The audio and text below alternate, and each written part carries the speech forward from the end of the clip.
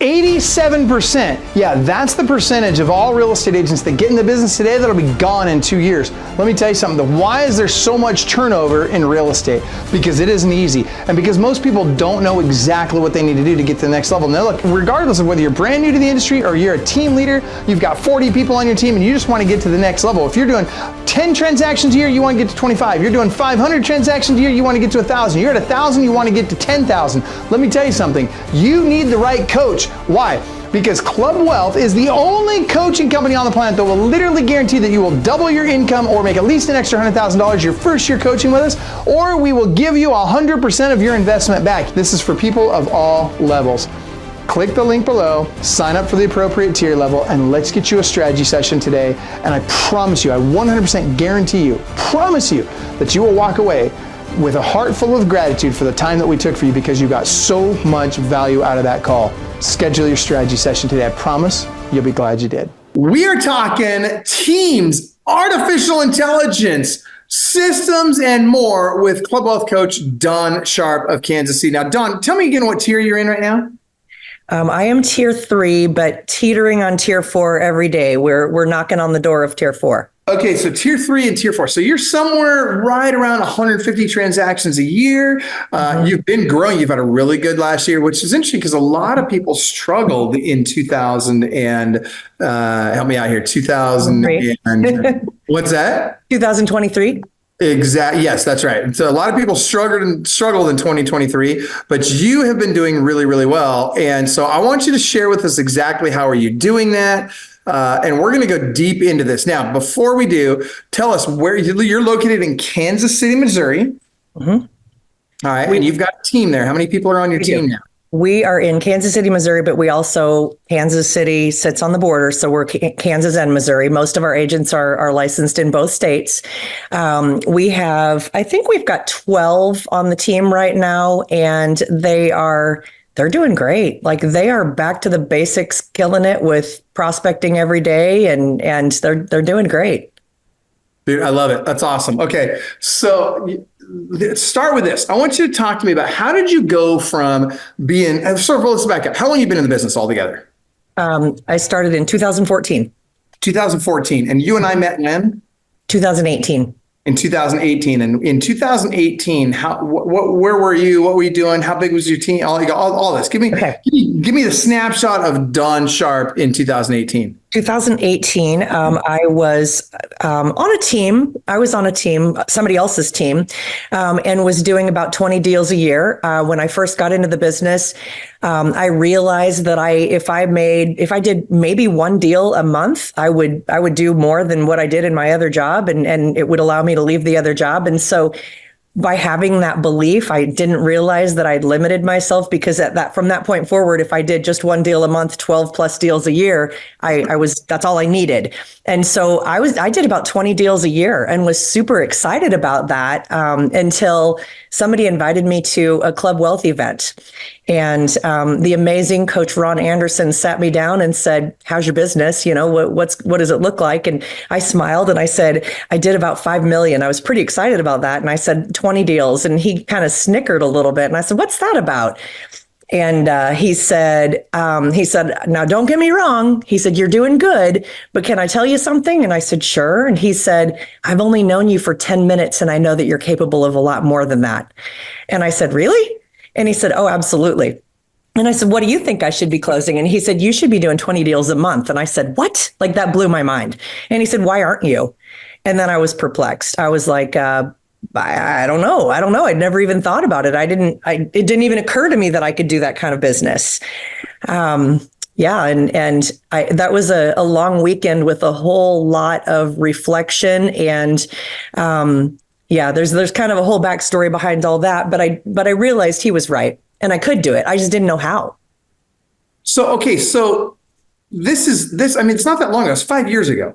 Mm-hmm. So 5 years ago, here you were doing less than 20, we'll call it 20 transactions a year. Mm-hmm. You're on somebody else's team. Mm-hmm. And fast forward 5 years later, you've got a team of your own. You said about 12 people on your team. Mm-hmm. You've got, you're closing around 150 transactions a year. You're sitting pretty to have this coming year, 2024. We're in 2024 now, January. and as this is being recorded, and you're sitting here in a position to have very, very, I don't even want to say possibly, very probably your best year yet. We will. We will. Every year that I've been in business has been my best year. And so, and I realize there's agents all over that, I watch the Facebook posts that say, what are you doing for a side gig? What are you doing, for extra income? And I thought, pick up the phone, just pick up the phone. And that's what my agents are doing. They don't love it, but they believe it. And they know that if they just do the behaviors, the results are going to follow. So I want to talk about that. Okay. So let's back up. Before we go too deep into that, I want to talk about, there's a lot of people watching today that are on teams that are thinking, wow, maybe I should go start my own team. And I'm not a believer that everybody should start a team. I want to start there. And I'll be honest, if I had my career to do over again, if I had the opportunity to join a great team, and I did, and I could just do my thing and then take the money I make and go invest in real estate with it, I don't think I'd build a team again. Or at I least, wouldn't either. Yeah, I mean, not today. But that being said, once you go down that road, if you're going to build a team, you got to go all in. Like you've got to just be 100%.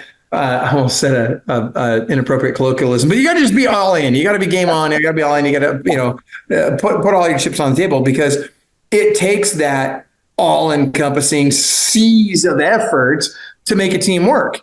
And so I want to throw that out there, because anytime we talk about teams now, that being said, I know team members in various parts of the country that are making anywhere from $250,000 to $400,000, $500,000 a year in net income, and they don't have months where they lose money. And by the way, have you ever lost money in a month as a team leader? Absolutely. Absolutely. Have I used my coaching money to pay my staff more than once? Absolutely. It happens, right? I mean, that's occasionally. Reality, right? Yeah. And so, and especially, you look at this winter. I mean, I guarantee there's a lot of people who've gone through that same experience this winter. And so, or I should say that, late fall, early winter. Right.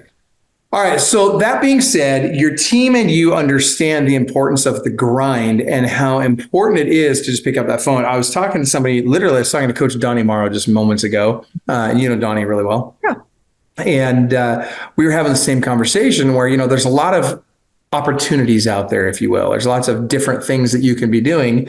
You talked about side hustles and, or there's switching brokerages or switching teams or changing up, whatever.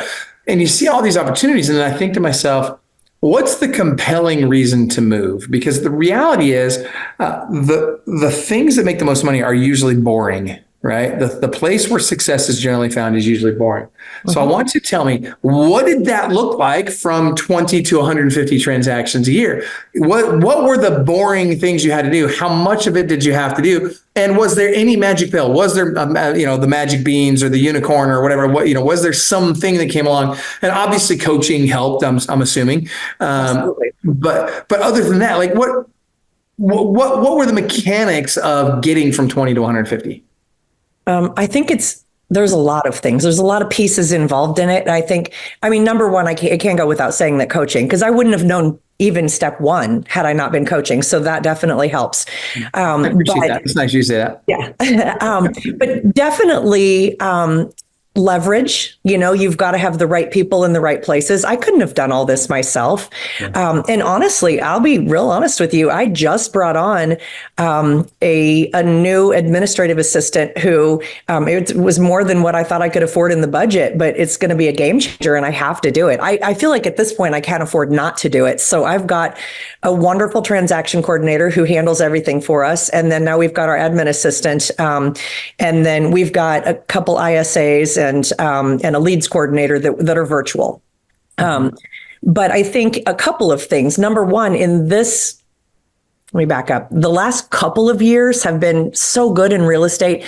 You don't even have to have skills. You walk out the door and you're going to trip over buyers and sellers. But that's not the case in 2023.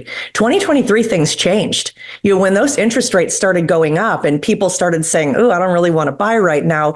And people who could afford $500,000 can now only afford $350,000. Like, they don't like that. And so now we have to go look for the clients. Like, we have to look for leads. And I think so many people that got into the business in just the past couple of years didn't know how to do that. They don't know how. And it's not their fault. It's not their fault. And these are the people that are asking the questions on Facebook, what's a good side hustle as a real estate agent, or just leaving the business altogether, or joining a team, because it's hard. It's hard to do alone. You mentioned a minute ago that, if you had to do it all over again today, you'd probably look for a good team. And I'm the same way. I'm very happy. I started my team, and I'm going to keep growing it. I'm not coming out anytime soon.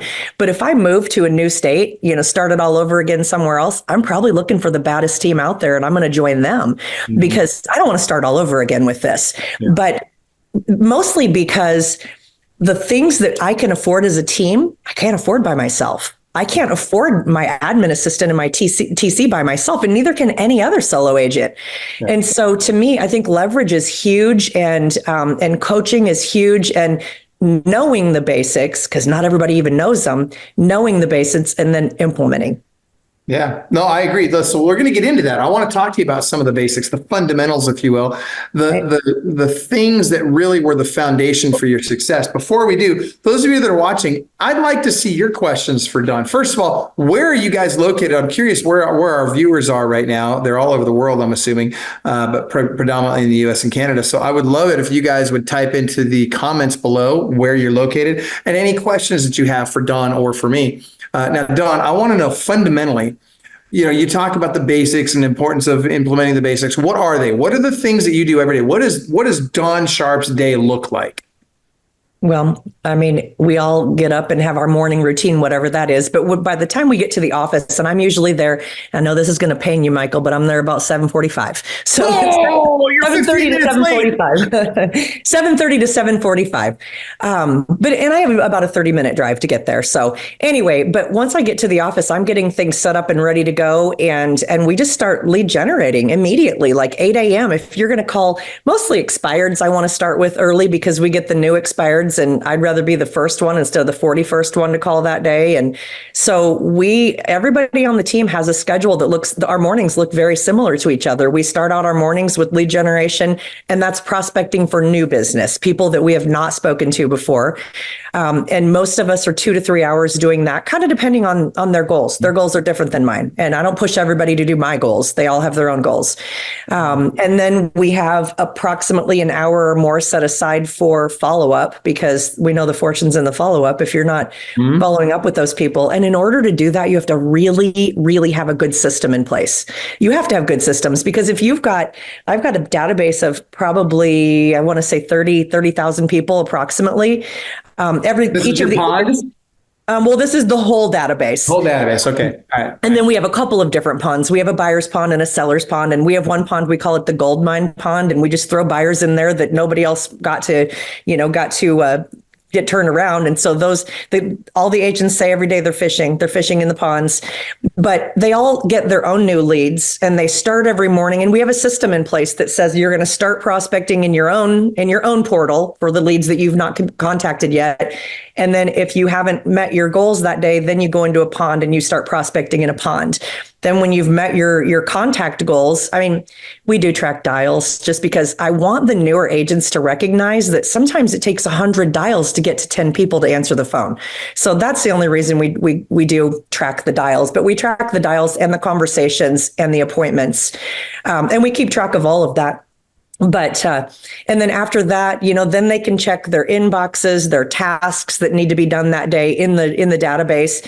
And then, whatever's left, they have the rest of the day to go out on their own. But when they're doing this every single day, the rest of the day usually looks like appointments, or they can go out and look at houses and, just kind of check out the market. Okay, so let's back up. So I want to go back into this prospecting time first and foremost. All right. So a lot of people, and I say a lot of people, there's a contingent of people out there that say, well, if you're a good enough agent, all you need is your sphere of influence. You don't have to prospect for new business. What would you say to an agent that says that? I mean, that's really awesome, but I don't think that's always going to work. I think you need both. You need a balance of both. I think it's really important that you know how to lead generate and get new business. And it's equally as important that you maintain and manage relationships with all of your sphere of influence and past clients. And we actually have letter groups. And so last week we called everybody that we knew that was a past client or sphere of influence whose last name started with an A or a W. And this week is B and E. And that's how we keep track of it. And if you do the letter groups 2 at a time, it takes 13 weeks, which happens to be a quarter of the year. Yeah. So, yeah, so that's how we do it. Dude, that's awesome. See, I love where you're headed with this. I mean, look, the fact of the matter is activity begets activity, right? Success begets success. And I agree with you. I think sphere of influence is great. And I want people to get more business out of their sphere of influence. But the reality is it's not enough nowadays. No, right? No, you need both. You need both. And I feel like my team, we've relied too heavily on lead generation and online business and marketing. And I feel like we kind of fall short in going back and taking good care of our past clients and sphere.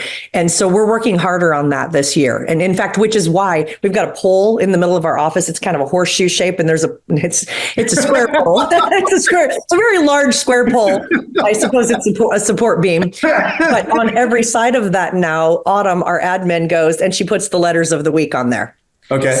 So that anybody can look out their office windows at any point and see that, oh, this is B and E this week. So jokingly, they said last week it was A and W root beers, and this week it's breaking and entering. It's funny. I literally thought the same thing when you said that. I was going to say something. That's so funny. Yeah. Okay. So, here's again, what you've decided is, look, it's not either or. It's not, either I'm going to do my sphere of influence or I'm going to generate leads in other ways. It's both and I agree with you 100%. Yeah. Before we go too far forward, I have a question here from Jolene Martins. Jolene says, what steps do you take to ensure transparency and trust with the clients that you represent? Great question, Jolene. And by the way, Jolene, type into the chat there. I'm curious, the comments there. I'm curious where you're from, Jolene. But yeah, Dawn, what do you do? What are you doing to ensure transparency and trust with the clients you represent? I mean, I don't really know exactly. I think that we're just honest people to begin with. And so I don't know. I think for me, I think that's going to be different with everybody. But for me, you don't have to know me very long to know that I am what I am. And I'm going to say what I think. And I'm going to be very transparent with people. I don't know. Just do what you say. If you say you're going to do something, you darn well better do it. Yeah. And people recognize that. Yeah, I agree with you on that. I also and I have a feeling you have these systems in place, but you probably don't realize that that's what they're doing. As an example, I have a feeling that, you have a follow-up system in place so that on a regular basis, I would assume probably once a week, you're making sure every single one of your sellers is called and they're told, hey, this is what happened last week. This is how many showings we had. This is what's going on. We've either had offers or haven't had offers. Here's, that's the kind of thing. And then on a listing appointment, I know you follow a checklist on your listing appointments. And because you're following a checklist, you're making sure you cover every single checklist item, which means you're setting proper expectations. And that, again, builds trust. And so, Jolene, my answer to that question would be everything we do should follow the BROT model, right? BROT, which stands for building relationships on trust. I often say that people don't need to know, like, and trust you. They just need to trust you. And if they'll trust you, then the easiest way to get them to trust you is by doing like what Dawn said, just do what you say you're going to do. And so great question. I appreciate that question. All right, Dawn, let's come back to the daily habits that you and your team have. What are you guys doing for culture on your team? I know you guys have a great culture on your team. You have, people who have been on your team for a long time. You have people that are always wanting to join your team. What is fostering that culture? I think, again, that's a couple things. Number one, I don't make anybody come to the office, but we highly encourage it. We highly encourage it. The people that are sitting in the office, they do more work. They're on task more. The camaraderie, seeing other people doing the same thing, it feels more like a real job. I think a lot of real estate agents can sit on their couch and wonder why they can't get any business, but they're not doing the activities that need to be done. I think that's really important. We do client activities 4 times a year, but we also do team activities 4 times a year. And so that, and then, we do every morning, we have a morning huddle, and it's not very long. We do a morning huddle in the morning. Well, not if you're not there till 7:45. my huddle starts at 7:45, which is why I like to be in the office when it starts. That's honestly and I want to be done before 8. So I don't, I remember when I was on a team, I didn't love the huddle. I didn't love it because they were like, how was your day? And I thought, nobody cares. I just want to know what you did, and it's time to move on. I've got things to do. So I'm a high D. I don't like to spend a lot of time about the niceties. Just understand that I already care about how you feel, and I'm assuming you're good. And if you're not, let me know. But hold on, I got to stop you right there, Miss Heidi. Okay. So I want to ask you a follow-on question to that. So I get it. You're a high D on the disc profile, which means you just want the executive summary, get it done, move on, let's go, let's go, let's go. What do you think most of your team members are? Have you had each one of them do it? Absolutely. Yes, we know them all. And what are the majority of the people on your team? Are they? We have a really good mix. We have several Ds, which I've never had before. So that's always fun because we know how to talk to each other. We have a few S's and a few I's, and then the girls in the office are both C's. But I mean, we have a really good mix. We really do. Now they know, don't get me wrong. If somebody's having a problem, I absolutely want to be there for them, but the huddle's not where we're going to do it. So. No, but I bring that up because it's important to recognize that there are lots of different personality types Absolutely. on a team. And most, not all, but most team leaders tend to be very high D. Mm-hmm. And most team members tend to be very high I. Mm-hmm. And those two, and they can get along, but those high I's, sometimes they want to talk a little bit longer about stuff. And those high D's, sometimes they don't. I know. This is true. And this is why usually on the call I go, just tell me how many contacts you had yesterday and how many appointments you set. And then we just move on. That's kind of what we do with our huddle. But we also have team meetings. So every Thursday we have a meeting and then we have training after the meeting. And a lot of times we'll bring in food and we'll do fun things with that. And a lot of times we'll do outside activities. Like I've got a gym that has pickleball and everybody likes to play pickleball. So we do fun stuff. Sometimes they have to remind me, mostly Mike reminds me that, hey, Dawn, the rest of the world doesn't think work is fun like you do. They want other things that are fun. So we do those things. You're right about that. Well, and so, okay, by the way, we're going to come back to Mike and investing in real estate in just a minute. But before we do, so what are some other examples of those activities that you've been doing as a team? You said pickleball. What are some other things that you've done? Like if somebody's going to do a team activity, what would you recommend? It kind of depends on what your team likes, but we've done game nights before. We didn't do it, but somebody said, let's do a puzzle night where everybody brings puzzles and we put puzzles together. We've definitely had lots of food, lots of potluck style get-togethers, whether it's at somebody's house. One of the girls has a pool at her subdivision, and we've gone over there, and one of the other team members had a pool party. I know sometimes you're like, don't do those pool parties, but we've been okay. No, so I got to ask the question. Okay. Was drinking involved? That's. At one of them possibly, but I think everybody was very well behaved, and we didn't stay too long. I'm just going to throw this out there, and I love it. I got some of the. I got Kelly Wolfer not Kelly, Keely Wolfer. Keely. Sorry about that, Keely. Keely said that escape room and game nights. Oh yeah, I forgot about those. Yeah. Yeah, those are awesome. Okay, so I'm going to throw this out there, and I know that you've got a lot of your team watching now, and I'm going to tell you guys all, you guys dodged a bullet. I'm telling you, pool party alcohol, not a good thing for a lot of teams. Naked people and alcohol is never good together. Dude, I have seen that blow up in people's face more times than I care to remember.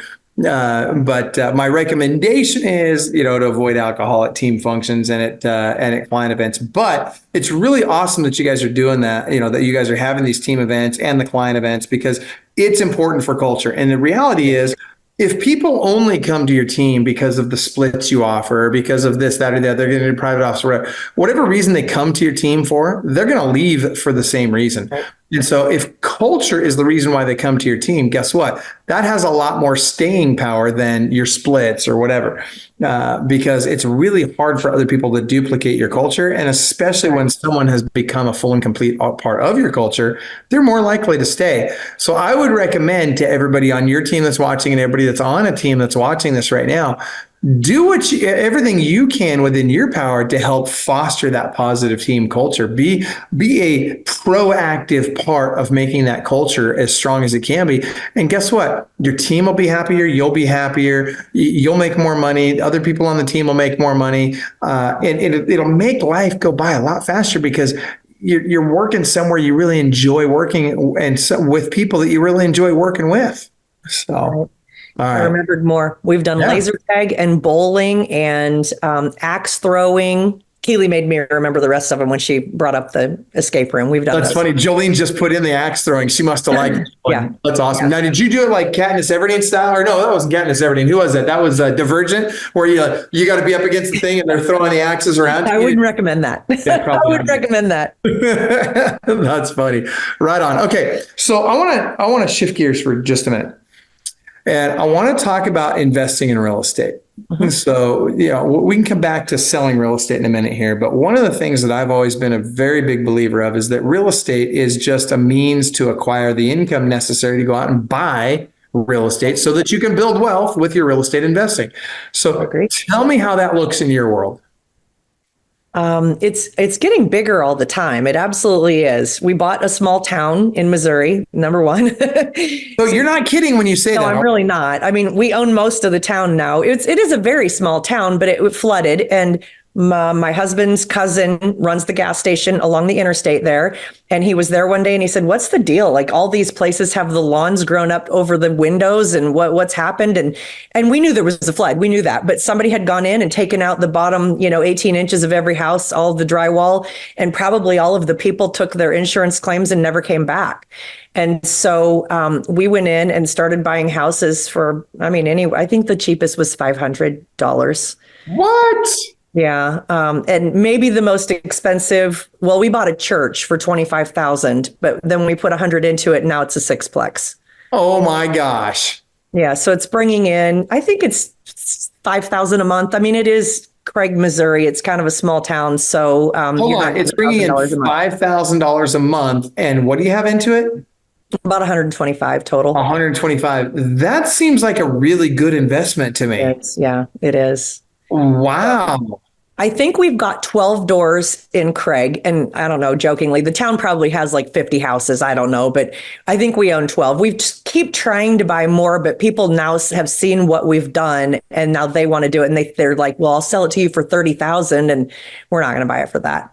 You're like, "I can't do that." That's funny that you're like, "I'm not buying your 3-bedroom, 2-bath house for 30,000." For 30,000. I know. Yeah.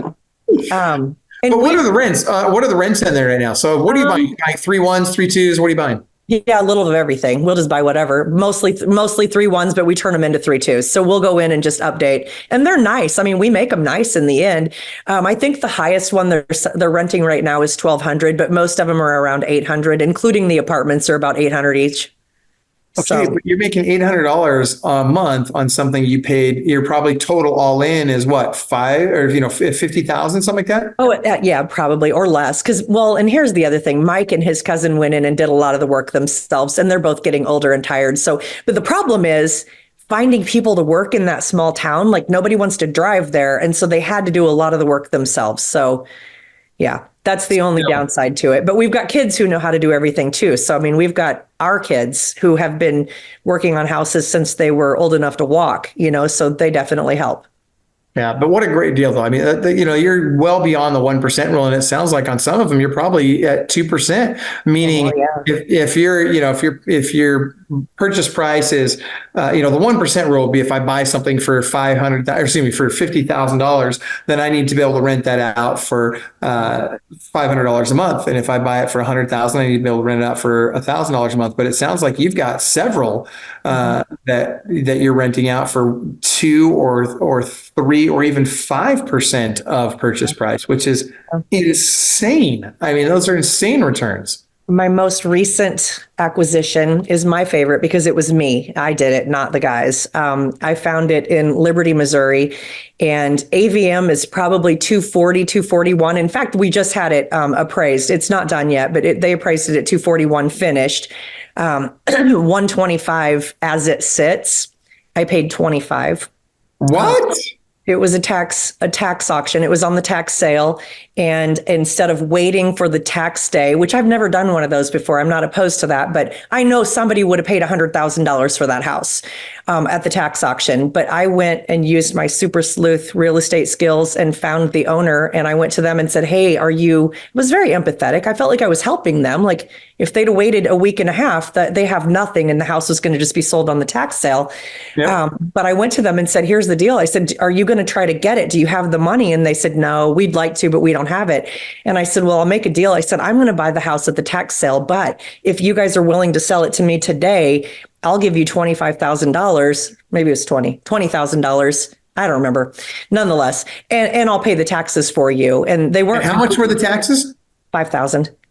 So I think I think I bought it for 20 and paid 5,000 in the taxes.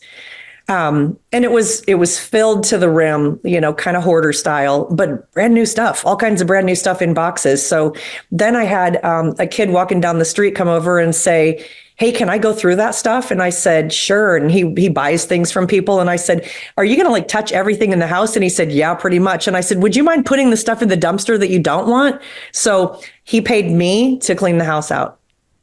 I just let him keep stuff. Oh my gosh. Yeah. And we're probably going to rent that one for $1,800 to $2,000. Dude, that is crazy to me. I gotta tell you, that is a great deal. Mike is in the chat, by the way, saying, man, that's freaking awesome. Jerome Cheeks is like, boss moves.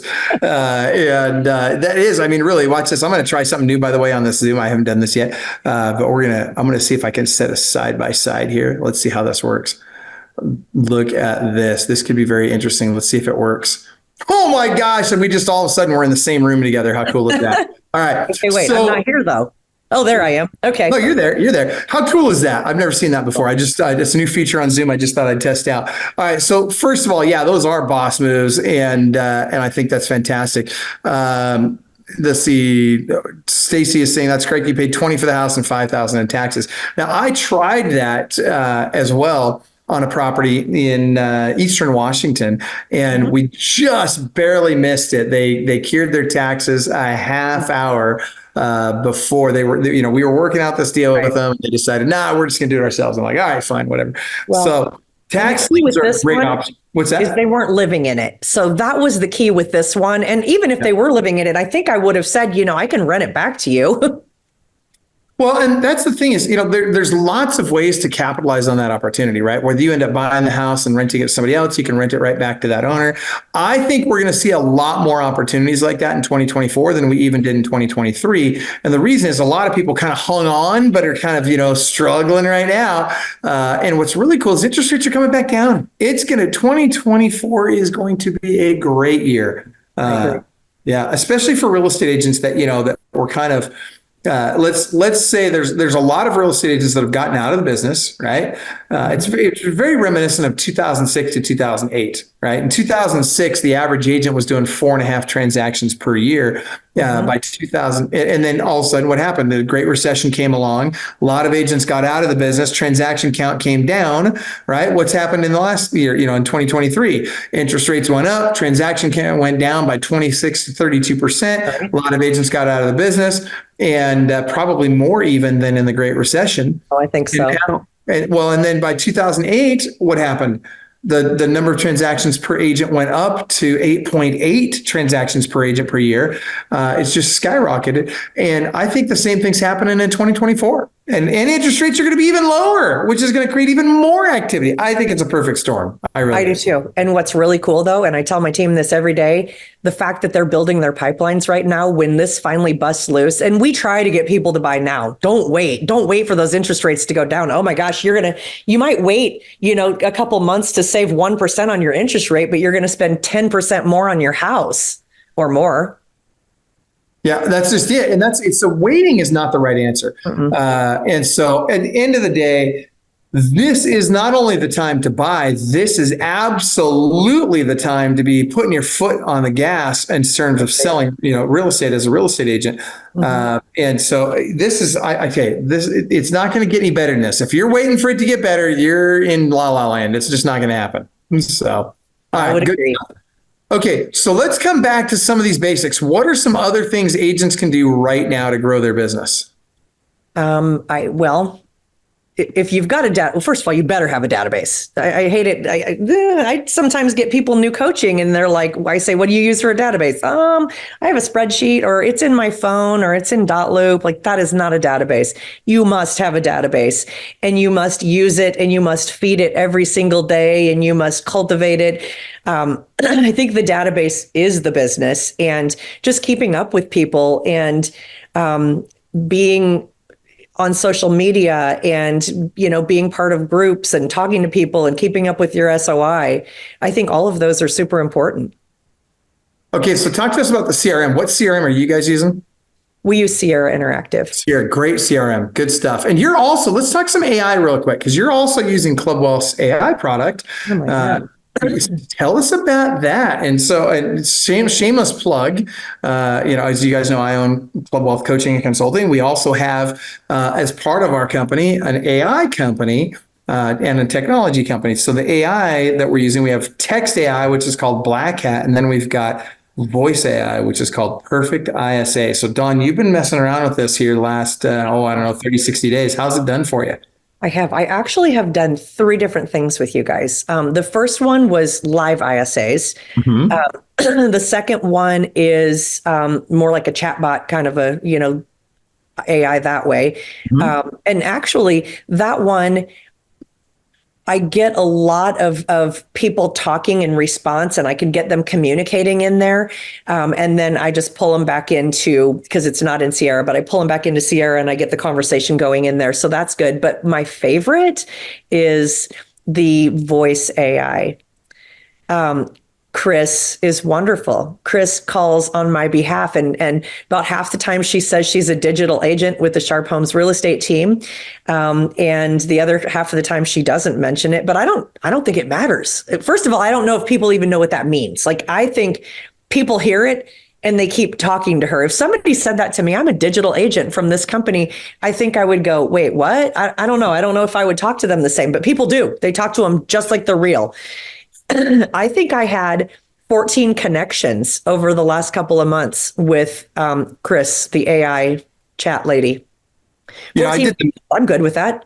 Well, I did the math on it. Had you been paying, so we just today made it available to other agents, and I did the math on it. If you were paying what we're going to be charging everybody else, then you would have paid less for the seller connections. This is live transfers with sellers.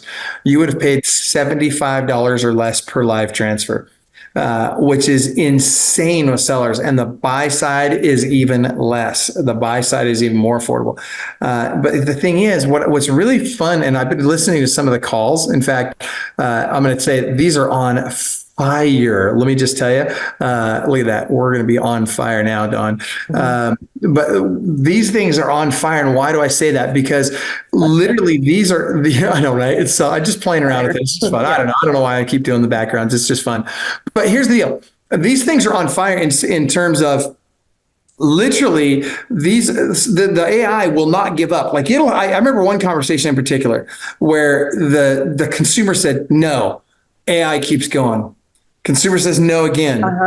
AI keeps going. Consumer says no again. AI keeps at it. Consumer finally says, oh yeah, well, now that you put it that way, that kind of makes sense. And I am interested in doing that. So I am interested in getting a value on my house. So yeah, I'd love to talk with Don. Why don't you go ahead and transfer me? And it transfers the calls. And what's interesting is your team didn't even answer the freaking call. Do you remember this call? It's only me. It was only me. And the problem was, what's funny though is she left a message because you guys didn't answer the call. She was so convinced by that point. She's like, "Oh my gosh, I want to talk to Dawn." And she left a message. You guys didn't end up getting a hold of her?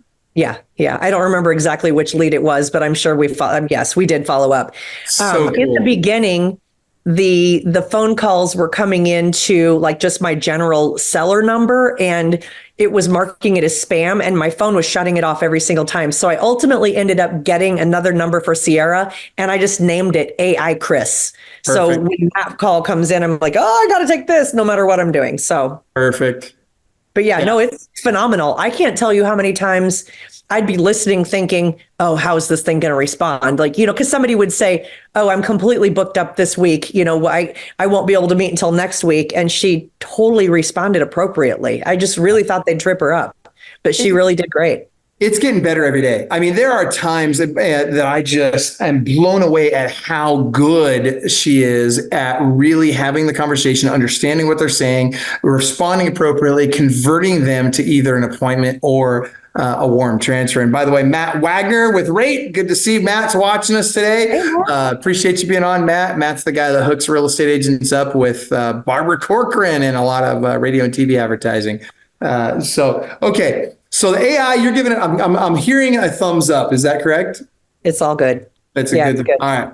Good. Yeah. I mean, she's better than most of the agents, and mostly, and I'll just tell you why. Not that my agents are not good at it, but my agents have, souls. Like, I don't know where they get afraid. Like, oh my gosh, this person, I'm irritating this person. This person's getting angry at me. Right. And they just want to be too kind. And I'm not saying to be mean, I have the ability to do that. I just keep going and keep going. And in the end, they're not mad at me anyway, but I'm not afraid. But most people are afraid. They're afraid of offending somebody. And the AI is not. The AI just doesn't care. Chris could care less if she offends you or not. She's just going to keep pressing forward. And by the way, we can use men's voices, women's voices, whatever. But the reality is we've gone to the woman's voice. We've tested it both ways. And there's no comparison. The woman's voice converts better than the man's voice. So soothing. Like she is so laid back. People really are okay talking to her. Like I like listening to her. I'm like, oh my gosh, I wouldn't hang up on her either. She's got a great voice. What I get a kick out of is when people have a full-on conversation with her and don't even realize it's AI. I know. And I've heard it common. Many times. Yeah, I've heard it many times. It cracks me up. That's awesome. Okay. So, all right. Well, I want to make sure that we cover everything we covered today. And we're down to about 15 minutes left. And so, Dawn, I want to let you talk about anything you want to talk about right now. And if you guys have any questions for Dawn, please ask them now. Now is the time. Type them into the chat. And I super appreciate that, Matt. Matt says, when I see two rock stars like Dawn and Michael talking, I stop, look, and listen. Keep bringing it. By the way, this is really me and not AI. That's funny. I love it. That's funny. That's hilarious.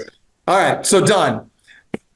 One of the things that you had sent to me in your email about things we could talk about today was our top 3 lead sources. Mm-hmm. And so we just got all of our numbers in and made sure everything was good for 2023. And we've got an ROI spreadsheet, so we know exactly how much we've spent on every deal. Right now, my biggest and best lead source is Google LSA. Dude, I told people this morning, I thought that was the best lead source on the planet right now. Do you know what my return on my investment is? I can only imagine. For every $1 we spend, we make $29. Oh my gosh. Are you kidding me? No. $29 for every $1 we spend. Like, what is that even in a percentage? I don't even know that kind of math. 29 to 1 ROI. I mean, that's ridiculous. I mean, first of all, 3 is acceptable. Mm-hmm. 10 or 12 is unbelievable. 29? Yeah, that's $29. insanity. Yep. So that's the very best. Okay, I want to stop you right there before we go to the other 2 lead sources. So the first time you heard about Google LSA, correct me if I'm wrong, was it at the Club Wealth event? Was it at Listing Agent Bootcamp or one of our events? Yeah, this is where I hear everything.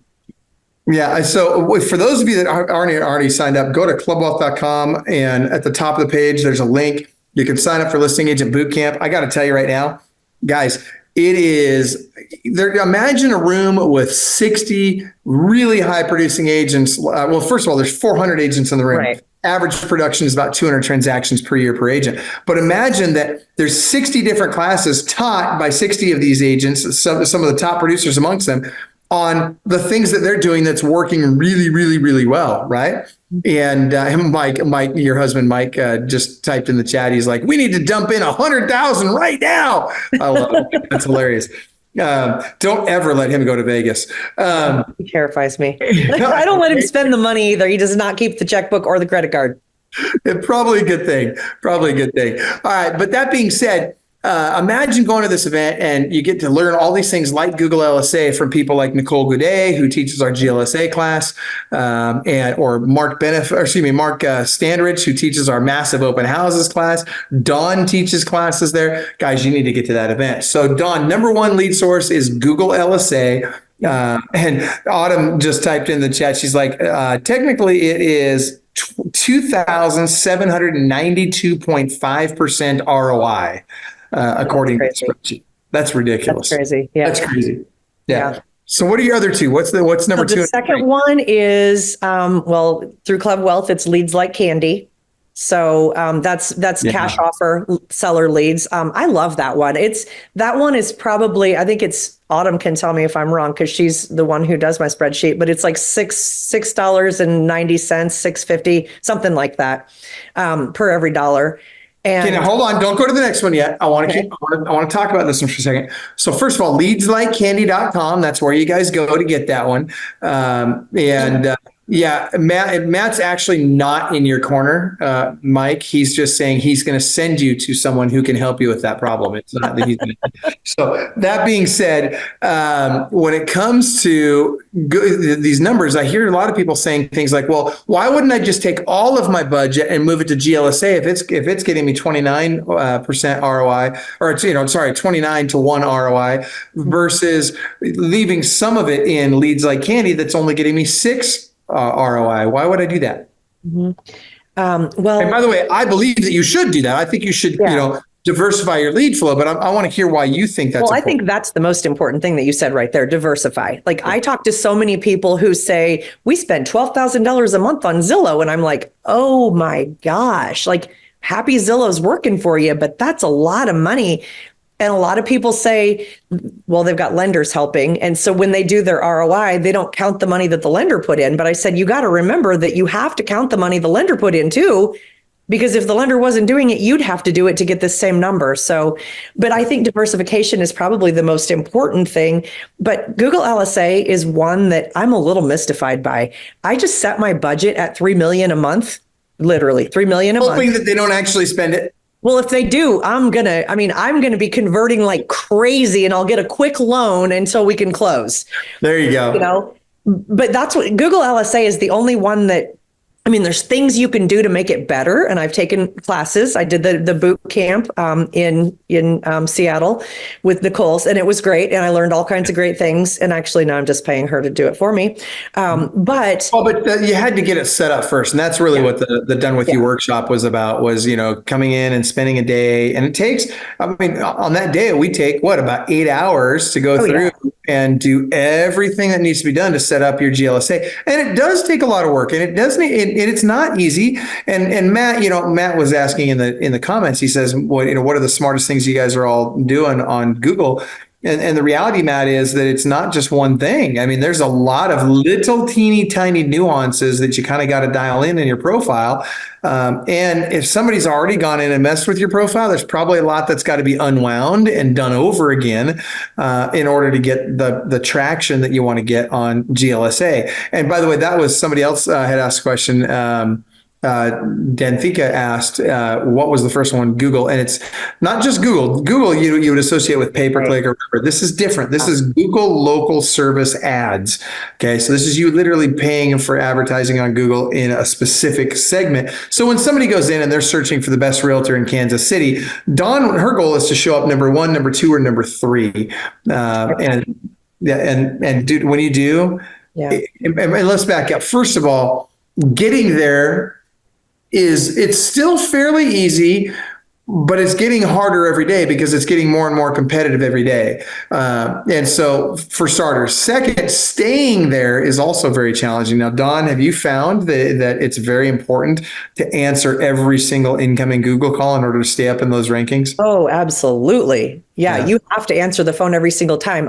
Some of the things that I do is, any of our reviews, Google reviews, somebody sends in a review, it comes to my phone, I immediately reply to that review. And what you're saying in those reviews helps your search engine optimization. And so I had a couple come in today that said, Bailey was great. We loved working with her, and it was kind of vague. And so I went back and said, I'm so happy that Bailey was, you're the agent that you were matched up with the Sharp Homes real estate team to helping you buy your home in Kansas City. Like, I'm saying words in there that people are searching. And that's important, because if your person, if the person doesn't leave that in their review, I can at least go back and put it in my reply. And replying to every one of them and getting as many Google reviews as you can. That's really important. If you end up in the tri-pack and I'm in there as, even if I'm number one and the person below me has 500 reviews and I only have 100, chances of them going to that other person, it's high. And you want to make sure that they're 5-star reviews. We ask everybody many times throughout a transaction. And I've even had people who haven't bought with us, but they still know us as people. They know that people can trust us to help them buy or sell a house. So okay, we've got, first of all, yes. And by the way, we've got some great questions. Cynthia asks, how long did it take you to get that traction from Google local service ads? It depends on where you're at in the country. So my daughter, Bethany, is in small town, Nebraska City, Nebraska. And she went in and nobody else is doing it in her area. So she's number one and stays there the whole time because the other agents aren't really local. There's agents from Omaha and Lincoln that are showing up, but she is in Nebraska City.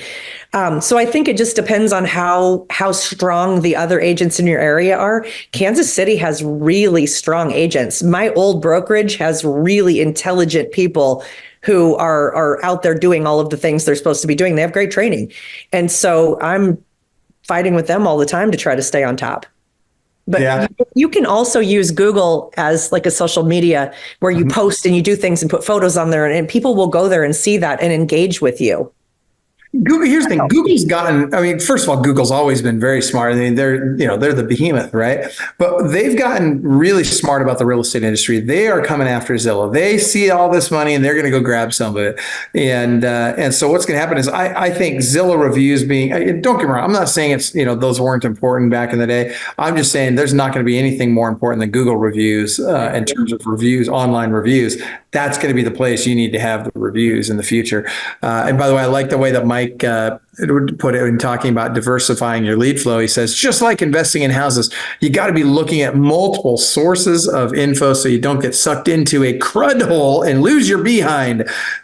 Things are always changing. I love that. The official, I think crud hole is an official real estate term, in fact. Yeah, I'm pretty sure of it. I was going to say something else about Google. Now I don't remember. Okay. So Matt's got another question. How are you overcoming Google taking reviews away from you? I haven't had them do that. I've heard people complain about it, but I haven't had it.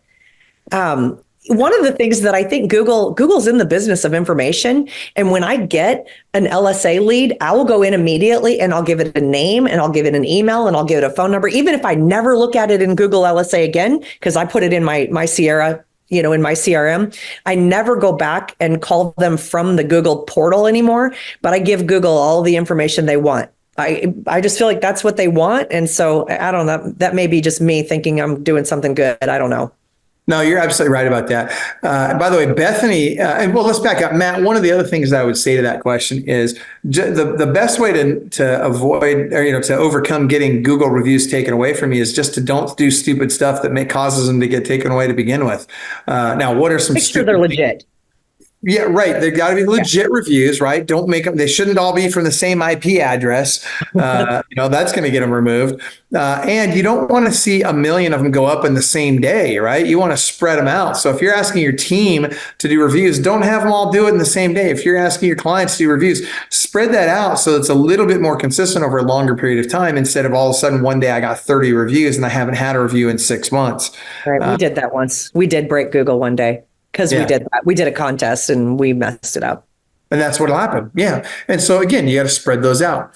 Now, Bethany Brindley said, and by the way, guys, when you're typing in, I'd love to have you type in where you're from also. But Bethany says that she had leads right away with Google. That's Cynthia, who I was talking about. That's my daughter. Oh, there we go. Oh, right on. Yeah. All right. And Cynthia's asking, how many reviews are you entering on a month? For us, however many closings, probably 20-ish. Yeah. So 20 reviews a month is not going to get you banned. Let me rephrase. if you're ramping up to that. If all of a sudden you've got nothing and then one day you've got 20 reviews, you're going to see some stuff disappear. So now we do have all of our new agents. They have to get 10 reviews to sell themselves and get themselves on the team, so we do have them do that. So sometimes we get 8 or 10 reviews in a day or two, but they put them all up. So we're doing okay. Yeah, and I agree with you on that. We do the same thing in our office when we hire somebody. Hey, look, if you're going to be in sales with us, you'd better be able to go out and sell a free review. If you can't get somebody to do a review for you and it doesn't cost you anything, dude, it's like, how good are you going to be at selling real estate? Probably not very, right? I agree. So no, and I'll tell you, we had one of our clients here. This was it year before last. One of the things that she did, and Cynthia, I'm throwing this out for you, especially because it sounds like you're anxious to go out and get some reviews. One of the things she did, so she made a commitment. She wanted to have 500 reviews on Google. So she went out and she had her business cards adapted so that there was a QR code on her business card, on the backside of her business card.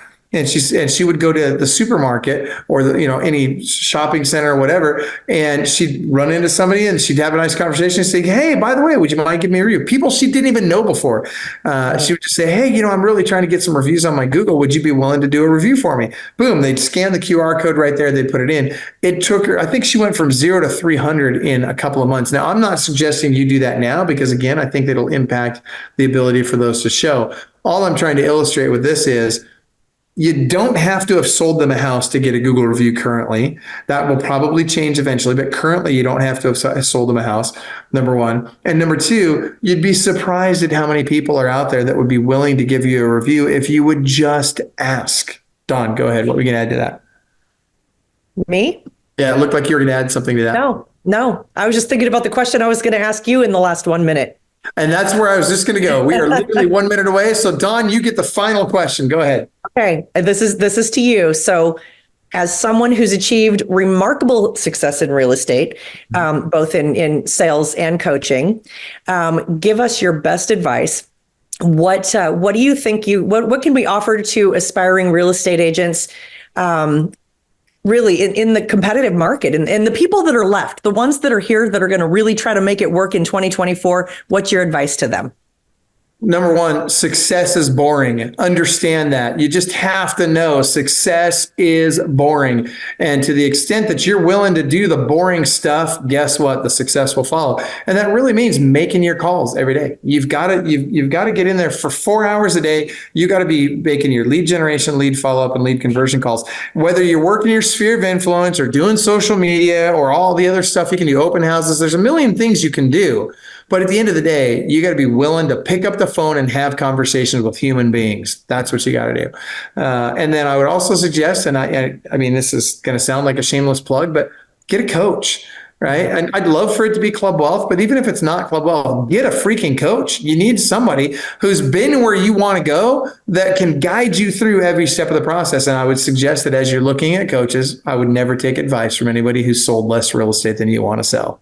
So that said, Dawn, if people want to get a hold of you, how would they reach you?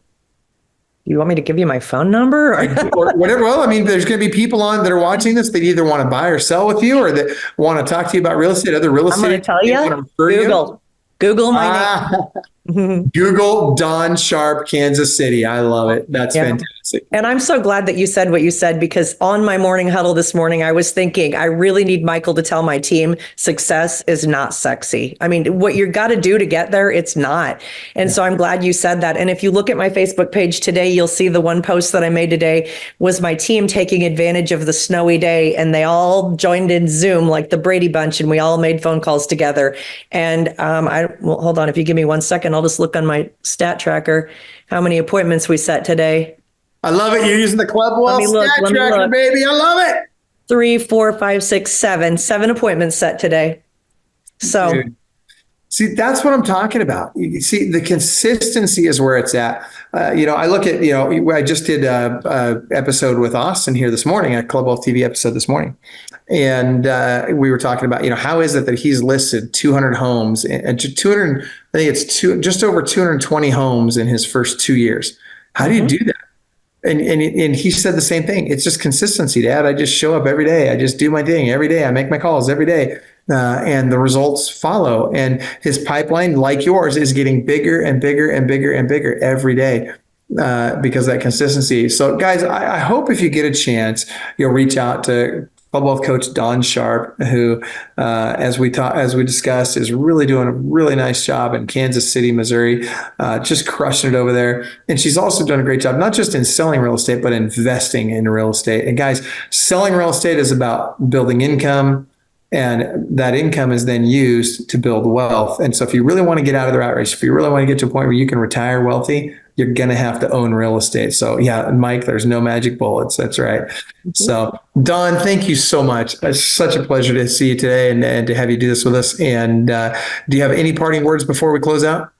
Thanks for having me, Michael. I really appreciate it. I do have one thing. Don't call my Google LSA number, because then I'll have to pay for that lead. So just look for me organically and click anywhere. My phone number is everywhere. So I love it. That's awesome. That's a good point. All right, guys, have an awesome day, everybody. And remember, look, I always tell people to remember they're world class, but I also want you to remember this, guys.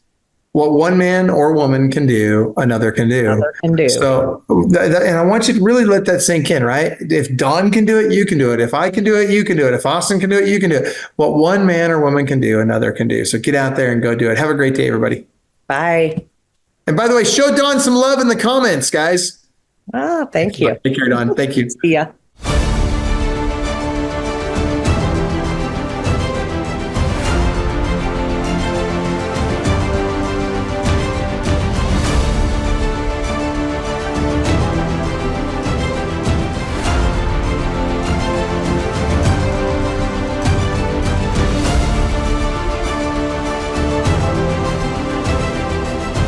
87%. Yeah, that's the percentage of all real estate agents that get in the business today that'll be gone in 2 years. Let me tell you something. Why is there so much turnover in real estate? Because it isn't easy. And because most people don't know exactly what they need to do to get to the next level. Now look, regardless of whether you're brand new to the industry or you're a team leader, you've got 40 people on your team and you just want to get to the next level. If you're doing 10 transactions a year, you want to get to 25. You're doing 500 transactions a year, you want to get to 1,000. You're at 1,000, you want to get to 10,000. Let me tell you something. You need the right coach. Why? Because Club Wealth is the only coaching company on the planet that will literally guarantee that you will double your income or make at least an extra $100,000 your first year coaching with us, or we will give you 100% of your investment back. This is for people of all levels. Click the link below, sign up for the appropriate tier level, and let's get you a strategy session today. And I promise you, I 100% guarantee you, promise you that you will walk away with a heart full of gratitude for the time that we took for you, because you got so much value out of that call. Schedule your strategy session today. I promise you'll be glad you did.